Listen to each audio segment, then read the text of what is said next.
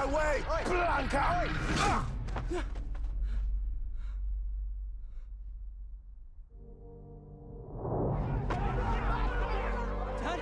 Hey guys, and welcome back to Little Black Bug. Let's do it again. Little Black Bug, you know what time it is. You ain't know what time it is. If you're new to the channel, make sure you like, share, subscribe, click on that bell button for the notification of the uploads, baby. And for those of you who are returnees, mineral gang. Listen, make sure you get your attire. Mineral gang. You ain't got the minerals. I know it's slightly off, but don't watch that, you get me? You ain't got the minerals. We're going to talk to you guys about noughts and crosses. Yes, this is going to be a nice political, racial TV show which is going to showcase the power, racism, systematic institutional racism in a reverse format. I began reading some of the books from Malorie Blackman some years ago, but I actually didn't finish it. I think I didn't get it at the time. So now I'm a bit older, I understand the themes and everything that's gone on with it. And it's basically, it's almost like a reversal of what we see in this lifetime now, where black people have been the ones, or Africa has been the one to colonialize, and they've taken over UK in that sense, and they have, obviously colonize them, and obviously they're called noughts and crosses. So the noughts are the white people, if you want to call it that, and the crosses are the black people. And what you see here is what we see in today's society, which is that in most of the power spaces where people hold very high esteemed jobs which can influence the nation, they are held by black people, and those who are down in the dumps, who are down, who are your average, let's say average class, or you want to say working class, seem to be the noughts, who are the white people. And so you get this very distinct kind of theme going through, where we see everything that we see in real life happening, but in the opposite way. So police brutality is happening, but it's not happening to black people, it's happening to white people, or should we say noughts, we should call them. So yeah, very, very good show, and I want to kind of break down some of the things that happen, because I really want to let you take this piece of body of work and this review and show it to white people.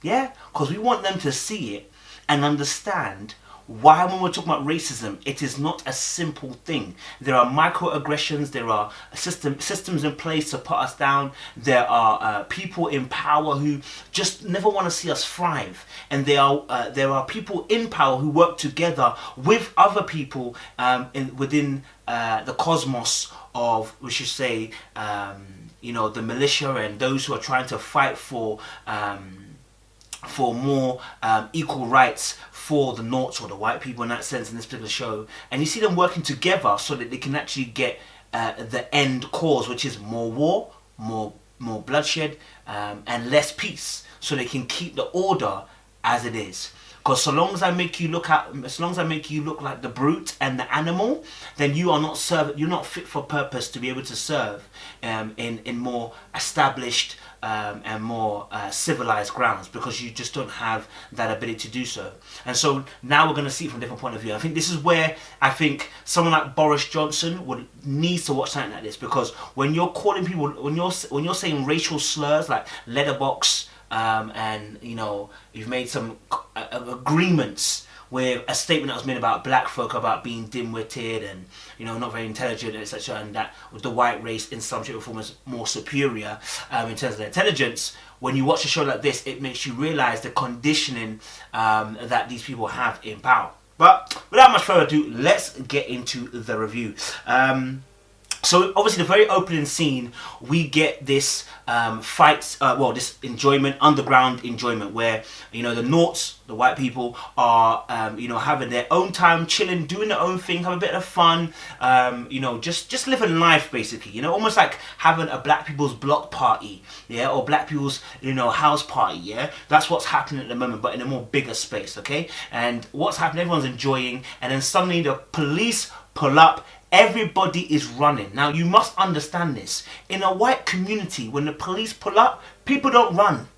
Yeah? People don't run. Do you know why? Because they know that nothing's going to happen. They're going to ask a few questions, maybe someone's doing some drugs, whatever. That person gets taken away, the party continues. With black folk, white police officers are shooting first, asking questions later. They are fearful of us, and they've been bred to do so. Video of a cop throwing a bikini-clad girl to the ground and pointing his gun at other teens at a summer pool party sparked outrage across the country.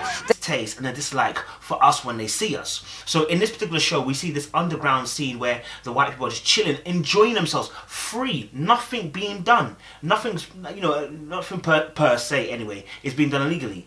There are some what they call blankers. Now I don't know if the blankers word is code for niggers or code word for gang, but one or two, whichever one. It seems like the blankers word is a very strong word to use, which we find out in another episode. So through that party, then obviously what happens is we're introduced to Danny, to Callum and his older brother, which I forgot his name, and the police pull up, and as they're trying to run away, the police pull up to them, and the police officers aggressively start questioning them. Okay, now these Noughts, these boys, are called blankers and salted basically, and the older brother gets annoyed, mouths off, and then the police are looking to haul him away, and they're doing a stop and search unnecessarily. Well, obviously they lied about the football thing, but we were playing football, and they said obviously, where's the football then? Smart ass answer.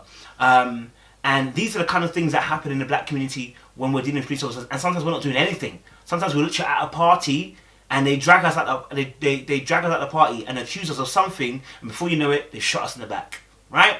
So now we're seeing this reversed behavior in white people in this particular show. And what you're seeing is that the dialogue between them and the police escalates so quickly to the point where he then takes out a club and whacks the boy so hard he now goes into a coma. Yeah? This is the kind of police brutality that happens on a regular basis. Yeah? He's lucky he got the club. He didn't even get the gun. Because that's what usually happens to us. We don't even get the opportunity to be whacked over. No, we get shot straight away. And the funny thing is, I remember a Dave Chappelle skit where he said, you were joking about police kind of, planting evidence and sprinkling a bit of crack on him, right? And that's exactly what we actually see in this modern day and age, where we see people getting killed and then they cover it up with, he's a gang member, he was this, he was that, and trying to spin a narrative to make sure that the audience who are watching the television will have a certain view of this particular individual, right? And so when that boy gets whacked and he's in a coma, his boys, are trying to intervene, but the police didn't move away, and nothing happens to these police officers. There's no justice, there is no trial, there is nothing, there is no inquiry into this. They're gonna get away with this, right? And this is exactly what happens to us when we see black people getting killed by police officers, and then they will say there's no court, there's no case, the person did it to defend themselves. All these lies that come out that showcase our systematic racism that has been ingrained in police officers and also into society, to also not care and not look deeper into details, right? And this is what we see in this particular aspect. Sephy? What the hell are you doing here? I don't know, I had to do something. You can't be here, this is not safe. No, we should see your friend.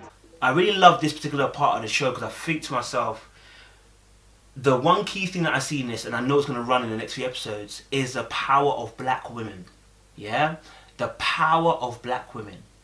It's so important to understand that, yes, this black woman is involved in a love situation in this particular series, but through her actions, I believe we're going to see liberation, or we're going to see some type of revolution or revolt, just simply by her actions. That shows how key her place in this world is. When I began to understand how powerful a black woman was, is the moment I understood as well that, listen, my success is also pinned on their success. As black women are escalating, they open doors for me. You understand? So once I understood that, I realized how much of a fight there is in the institutional racism against the black women. Now there is against black men too, don't get it twisted. But the black women are at the bottom of the totem pole, and yet still somehow, some way, they seem to come on top. Somehow, someway, they find themselves at the top of the pile. Somehow, someway, they find a way to elevate black brothers, and it's not the same. It's not always the other way around too. It's not always that you see black brothers elevating and putting black women on a pedestal and trying to open doors for them. And if they do, it ends up being a case of you know, I owe you. Do you understand? Rather than it to being like, Joe, I just want to help you out. Again, so when we see this series, I saw that this theme is running through, that the power of a black woman and the power of her love and the power of her making a choice that potentially could be life and death. You know, I said this saying, with privilege comes power, and with power comes responsibility. I'll say again, with privilege comes power, and with power comes responsibility. In order to, you are in a position of privilege as a male, white, black, green, blue, whatever, you're in a position of privilege over a woman in this society because of patriarchy, right? Which probably never will end, right? And the reason being is because of that there is an aspect of patriarchy which is true, that God has instituted a certain, and I'm not talking about patriarchy, God doesn't institute patriarchy, but God has instituted men to be leaders, right? That doesn't mean women can't be leaders. I'm just saying that God has instituted men as leaders. Do you know what I'm saying? The two can still be parallel. And so in that privilege of being in a place of power, it is not to be abused, it is to what? Serve. You see, that's the problem. When we see men acting like Jesus, and I'm sorry, I know you're probably not Christian, but let me just break it down, that will make you understand why patriarchy is so evil. It's a vigil. And I understand the police are already on the scene. I mean a real presence?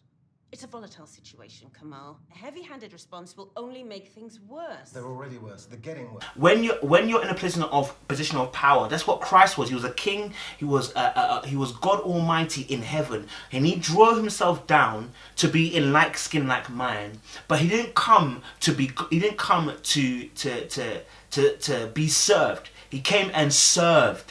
And there's a big difference, because in that way, when he was dealing with the people, he dealt with them from a place of empathy. And so when men are in power, if they understand who gave them this position of privilege and understood where this power comes from, then the respectful thing that comes out of it is an action that is empathetic to the fact that someone else is not in that same privilege. And so when we see the show, you're going to see that theme running through of abuse of power, abuse of position. Regardless of the colour of the skin, it seems that men are still at the top of the chain. Do you understand? Now, I know the woman's a prime minister. We get it. We know whatever lie there. We appreciate that. And we love that. Do you understand? But what we see is a following of a narrative of men normally in power who are disabusing. Because later on what happens is when the kids come home after the incident, and they're talking to their parents, it's the way the parents actually address the situation. Rather than saying there's an injustice been done against their children, the first thing they go to is, what have you done to encourage this injustice? And that is where black people are at on a total basis. And that some parents will ask their kids, where are we at? Because what happened? Why did the police officer attack you? There must have been a reason why he decided to do it. And one of the things that we have to understand is that when it comes to abuse, it is unprovoked. It needs no provocation, except for the fact that a person is just evil and they want to do what they do. And this is also an answer to why black people were enslaved. Now, black people are always searching for an answer as to why we got enslaved. We got enslaved because the white people decided they wanted to enslave us. Yeah, it wasn't God forcing them to do anything. It's a matter of evil. They stopped us, they called us blankers, all the usual, and then they just attacked us. You didn't provoke them? Since when did they need provoking? Right. Yeah, and a matter of choice, and they decided to do that. Okay, just like when Egypt decided to enslave Israel in the Bible, there was nothing that Israel had done except for the fact that they were multiplying, minding their own business. But the Egyptians saw it as, if they multiply, then they will have power. And this is the exact same thing that happens with black culture in terms of when white people are trying to stop black people from growing. They see that when black people are escalating up the pole of academics, when they see them escalating in sports, when they see them escalating in finances, in the wealth section, in the health section, and when they start seeing that we start infiltrating, they start getting scared that their own resources, their own people will be pushed aside. And that's how fear works, because the person who drives fear is Satan. And fear is the greatest tool to be able to drive a wedge between men. You understand? The fear that you will have more. The fear that you'll take mine. The fear of this, the fear of that. And see, the Bible says there is no fear in perfect love. This is why God is needed in our world. But anyway, back to the show. So, you know, this line of questioning by the parents shows already where the mindset is at. It's like, we have to be so above. So we have to be so above perfect so that they can't have anything to provoke us with. But no matter how clean you are, Investigation into this. A 20-year-old student wrestled to the ground by police, face down on the pavement, bleeding from the head and crying out. I go to UVA! I go to UVA! Raising serious questions about police brutality. This is why you have to know evil. No matter how clean you are, no matter how good you are, no matter how much you obey the law, no matter how innocent you are, because the person driving evil is Satan himself, he needs no reason to drive it at you. If he drove it at Jesus, who was innocent and perfect, he's going to drive it at you too. And so we see that in this particular provocation where their parents are asking them, what did you do? They said nothing. And that's exactly what we have in black homes today. We don't do anything. We can just be out on the porch and the police will pull up, saying that you look like someone else suspect. And before you know it, on the ground with 4 or 5 officers pounding your head into the pavement just because you're black.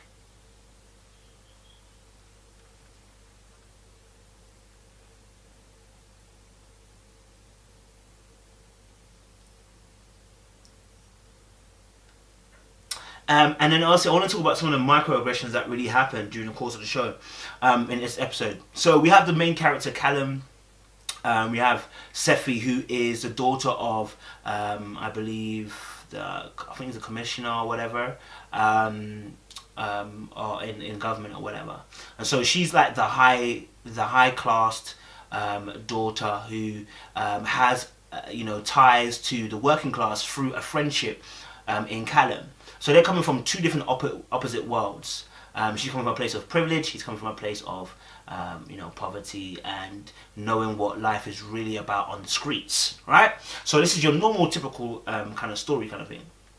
And I think what we see is the use of these 2 to kind of show, and Lacon is a boyfriend as well, who's also in the I think they're like, I don't know what they call, like something army or whatever they're called, and Lacon is her boyfriend, and they use him as a way to showcase the microaggressions that we face in day-to-day life, in our workplaces, etc., etc. So what we see straight away is that in a scene where Sephy and Callum are talking. Where you're hiding?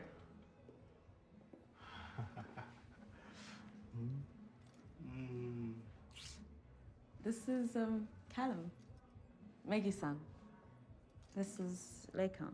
In the toilets, they end up in the same toilets, and Lacon comes in and says, "Hey, what's going on?" Like, doesn't say that what's going on here. First thing he does is he looks at his babe, and then I'll just say he does what we call a territorial kiss. Yeah, he goes and lands a kiss on his wife to immediately put the other male, because this is a territorial thing, to put the other male to shame. Say, listen, hey, back up a little bit. This is my girl. I'm marking my territory. And men do this anyway, regardless of racism. Men do this anyway when they feel threatened or when they feel like there could be a threat coming their way. And so he makes sure that Callum is not going to see, it makes sure that Callum sees that, listen, hey, this is mine. Don't think about it. Relax your brain. Then obviously he doesn't offer to shake hands, again, showing that he's not going to extend peace to him.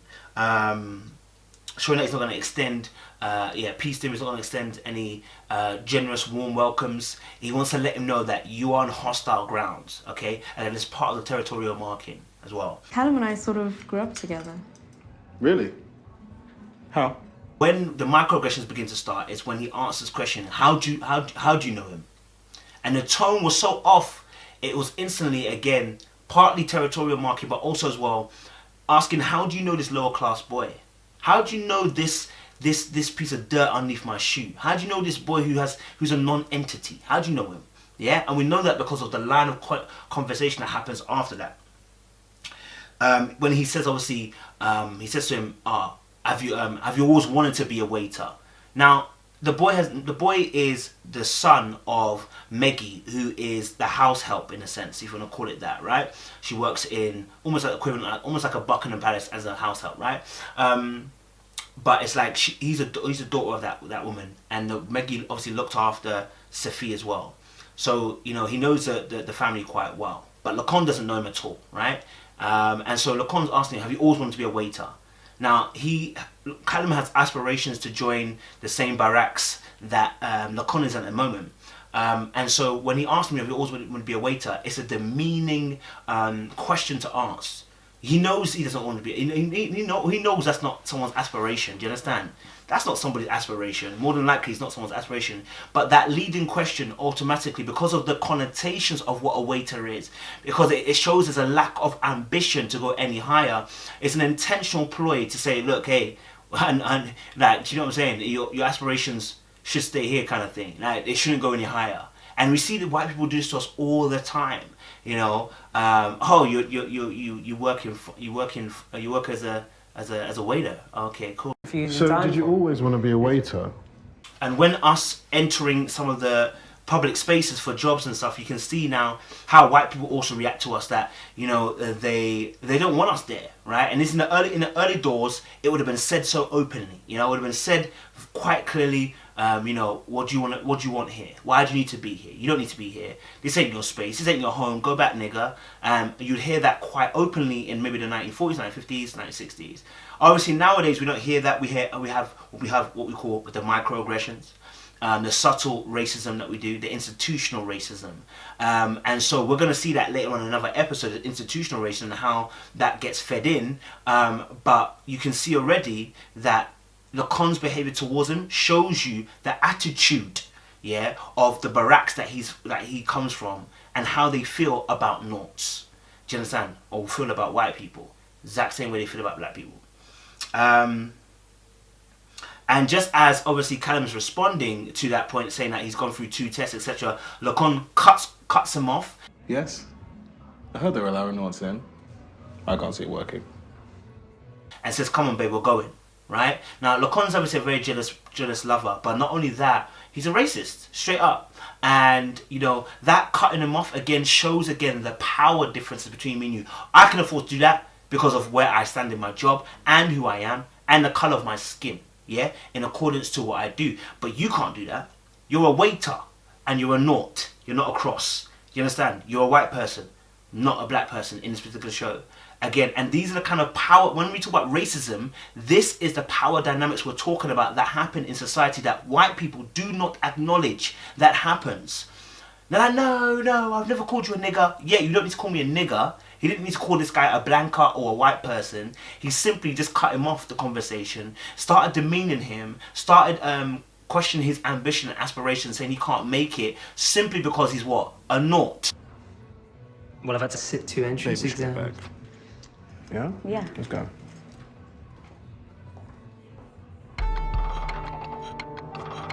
And later on at the bar, Lacon again, this is something else that comes in as banter, yeah?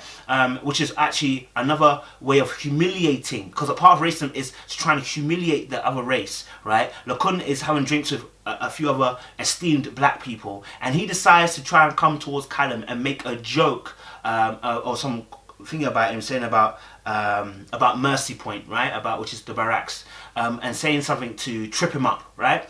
And so this is what white people do to us well when they want to try and, you know, get you riled up, get you angry, get you looking like a beast and an animal. They try to trip you up with certain little questions and comments. And so in the bar, he tries to trip up Callum with a little question, but Callum responds so articulately well and correctly that actually he gets plaudits from the High Commissioner, which is Sephy's dad, right? I hope it's a High Commissioner, something anyway. And we see that the black people are also like, oh, okay, cool, the guy can handle himself. He was smart with his response. And Lacon, unfortunately, the big brash bravado, we see that again. He doesn't win in this exchange. Okay, and so the question was around about allegiance, right? Callum, I've got a question for you. It's Callum. Huh? Suppose you got into Mercy Point. Where does your loyalty lie? Albion or Africa? And who does your allegiance lie with? And this is where we see in police forces where there is the who's your allegiance with? Is it with the black folk that you're out there with? Them niggers that you're out there with? Or is your allegiance with us in the police force? Now, when they say us, they ain't talking about the police force alone. They are talking about white folk. Because because the allegiance of the police is not in accordance or is not without racial prejudice. The allegiance of the police isn't simply just the police. It goes beyond in terms of colour, because it is an institution that has been what? Instituted, has been what? Set up by who? by someone who has a certain preference. And until that is uprooted, the preference and discrimination continues because it comes from on high and trickles down. Now, so when you're looking obviously at Lakun and Lakun, the boyfriend of Sephy, the girl that knows Callum, you know, he tried to test him with the allegiance, and Callum quite rightly says, my allegiance is with whoever the allegiance is with within the force. But unfortunately, that force of the allegiance is going to be against the Noughts, because that's the way it's been set up, unfortunately. It's going to be against the white people in the show. And it's the exact same thing that happens in real life. What I called you earlier. Could lose my wages for that. Yeah. Yeah, I'm not joking. Oh, I'm so sorry. I didn't. We later on see as well that with Callum going into the barracks and going into the army, sorry, that it's classed as choosing a side. And you know, we see this a lot of times within black communities where someone goes into a police force and it's classed as you chose them, you sold us, you sold out, you basically left the gang, left the crew, and you've gone with them because they're seen as an opposition. And sometimes it's one of the outflows, or should say one of the expenses that come out of this particular war and this particular discrimination, that the side who's been discriminated against also has a crab mentality, which is that anybody trying to do better or come out or be in a position where they have some authority and power, they automatically become a sellout, because what the community sees is someone else who's going to help push them further down, rather than as a way to see how can we be elevated by this individual. So yeah, and also as well, from that, you know, there was a added extra part where they made the young man Danny into this gang member who he wasn't ever a person to be like that. And this is what we see a lot of times in the news articles and the media. And you know, we see this later on, I think in episode 2, where it talks about, no, we see later on in the episode where Sephy's questioning her sister and saying, I mean, haven't you questioned the news? I mean, and the reason why she's saying it is because she's got first-hand information from somebody who was genuinely there. And so what we're seeing is, when it comes to the national media, there is a narrative that is pushed, there is a story that's pushed in order to create an impression. When that impression is then put forward, what happens is the mindsets of the individual receiving the information, because they believe this is a trusted source, an authoritarian source, they do not question its validity. If TMZ printed it though, you might question its validity. But because it's a news article, the major national news article, they are the authoritarian. How can they get it wrong? They must be telling the truth. And so what happens is those who are in privilege are then the unconscious bias are then reinforced by these stories of black people who, or so we say in the case of the story, white people, Noughts, you know, perpetrating this, you know, dull-witted, lazy, etc., mindset, right? And so then they're justified in their racism and in their discrimination and in their prejudice of thought. Sergeant Major? Didn't see it. Do it again.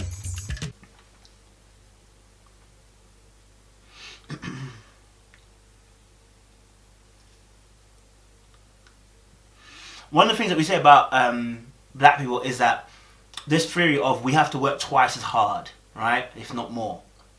And we see this come to play in Noughts and Crosses, where the white guy Callum, actually has to work twice as hard. When they join the army, the party, whatever, the army party, when they're lining up, the black commander says, "You lot are an absolute insult to this regime." And this is what we see in the early doors of military. In fact, we don't get to see all of this because we don't ever go into the military. Like, unless you've got family who've gone into that, unless they can tell you the truth of what happens. But we know with the institutes, they are institutionally racist and geared towards making sure that, you know, black people, especially in the real world, are, you know, degraded and put down. Reason being is because, again, it's a mindset. And so we see that with Callum, that when he's doing his gun, he does his gun really quick past everybody, and the commander says, "I didn't see it, do it again."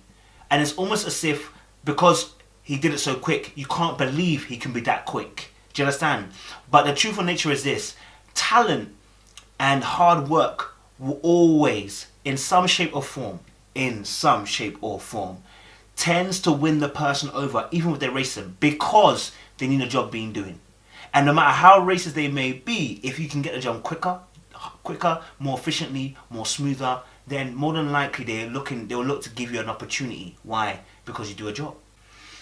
And then we see, obviously there have been a vigil being hosted by the Blankers, or the group The Blankers, and them hosting a vigil outside of the hospital. And we see the parallel scene where the government itself are also saying they need to have reinforcements and armed officers there to control the crowd, because it will get messy and nasty. So there's already an assumption that this crowd, because of who they are Noughts, they are white people in this particular situation, they will be aggressive and they will do things that will upset the hospital staff. And this is exactly what we see with black people when we protest about like Black Lives Matter, and when we protest about police brutality and stuff. The first thing they do is have men on horses, men on shields, men with reinforced steel trap cars, ready to do damage to us at any given moment. But when you see white people protesting, you often see less of that. And so why do we see less of that? Because again, it's about the perception of what this race, these set of peoples will do. They're an aggressive bunch, this lot. You have to keep them under tone. And that's what we see here at the vigil. And so very quickly it turns into an escalated battle. When they see the armed police officer, it automatically raises the bad blood, because again, it's like we're doing a vigil and the police are shutting down the vigil. Why? On an innocent vigil, they're shutting it down. Again, the persecution, the discrimination causes an anger and a frustration to take place. Do you understand? Which Callum had to stop his brother from, again, launching at the police officers. And that's where we get to see Callum and Sephy. Then he's wondering, what are you doing here? And they go into this alleyway, and then before you know it... Stop! Get off me, Blanca! One of the guys gets into Sephy's face and tries to beat her up, and then she says, "Get off me, you Blanca."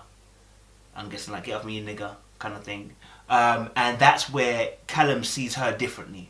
And that's where she sees herself differently. And this is the crux of the whole story. Where white people, unless they're saying the word nigger, they don't think they're racist. But a lot of them hold prejudicial and discriminatory views. They just don't know it yet. And so we see with Sephy that she comes into a realization that, oh my God, I'm sorry. Do you know what? I just realized I am no better than those who I say, are in power, etc., etc. I'm no better than them because I've just said the exact same word. I didn't realize the prejudice that I had within me. And so she then has to go on this journey where she has to self-discover herself and realize she needs to be able to be part of the cause to unravel this, And so it's interesting because, and like I said, it's everything flipped on its head. But it's such a great show, and I think to myself that anybody watching this who's not black should watch this show and begin to understand where black people's complaints are coming from, and begin to have some sympathy for us as well, and start to actually empathize with what we're saying, and begin to work in themselves to make sure that they are not part of the problem. You understand? So yeah, guys, that is Noughts and Crosses. We're going to give you episode 2 in a moment. So make sure you look up, make sure you like, share, subscribe, click on that bell button for notifications. I appreciate you guys. Stay locked, stay loaded.